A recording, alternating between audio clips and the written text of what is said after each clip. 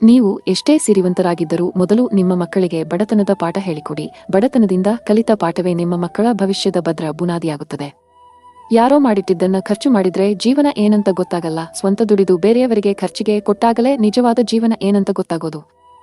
ಎಲ್ಲಾ ಸಮಯದಲ್ಲಿ, ಎಲ್ಲಾ ಸ್ಥಳದಲ್ಲಿ, ಎಲ್ಲಾ ಸಂದರ್ಭದಲ್ಲಿ ನೀನೇ ಸರಿ ಎಂದು ನೀನು ಭಾವಿಸುವೆಯಾದರೆ ಜೀವನದಲ್ಲಿ ನೀನು ಏನನ್ನೂ ಕಲಿಯಲಾರೆ. ಹೆತ್ತ ಕರುಳು ಹೊತ್ತ ಹೆಗಲು ಸುಖವಾಗಿ ಇಟ್ಟರೆ ಆ ಭಗವಂತನೇ ನಿಮ್ಮಲ್ಲಿಗೆ ಬರುತ್ತಾನೆ. ಒಬ್ಬ ಕೆಲಸಗಾರನನ್ನು ಅವನು ರಜೆಯಲ್ಲಿರುವಾಗ ಪರೀಕ್ಷಿಸಬೇಕು.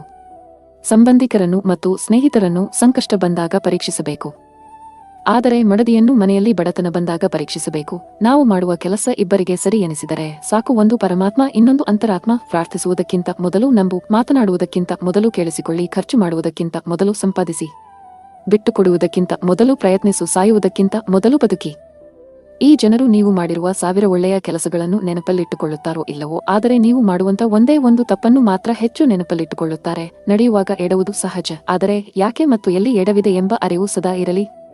ಇನ್ನೊಬ್ಬರ ನೆಮ್ಮದಿಗೆ ಬೆಂಕಿ ಹಚ್ಚಿ ತಾನು ಖುಷಿಯಾಗಿ ಇರುತ್ತೀನಿ ಅನ್ನೋದು ಶತಮೂರ್ಖತನ. ಇಲ್ಲಿ ಯಾರ ಕಣ್ಣು ತಪ್ಪಿಸಿಯಾದರೂ ಬದುಕಬಹುದು, ಆದರೆ ಮೇಲಿರುವ ಭಗವಂತನ ಕಣ್ಣಿನಿಂದ ತಪ್ಪಿಸಿಕೊಳ್ಳಲು ಯಾರಿಂದಲೂ ಸಾಧ್ಯವಿಲ್ಲ.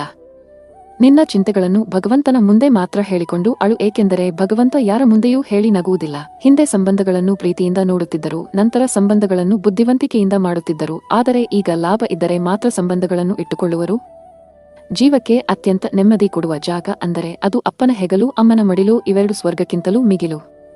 ನಿಜವಾದ ಸಂಬಂಧ ಒಳ್ಳೆಯ ಪುಸ್ತಕವಿದ್ದಂತೆ. ಅದು ಎಷ್ಟೇ ಹಳೆಯದಾದರೂ ಅದರಲ್ಲಿ ಬರೆದಿರುವ ಪದಗಳು ಎಂದಿಗೂ ಬದಲಾಗುವುದಿಲ್ಲ. ಅನ್ಯರು ನಿಮ್ಮನ್ನು ಅವಮಾನಿಸುತ್ತಾರೆ ಎಂದು ನೀವು ಎಂದಿಗೂ ಕುಗ್ಗಬೇಡ. ನಿಂದಕರಿಗೆ ವಜ್ರ ಮತ್ತು ಗಾಜಿನ ವ್ಯತ್ಯಾಸ ತಿಳಿದಿರುವುದಿಲ್ಲ.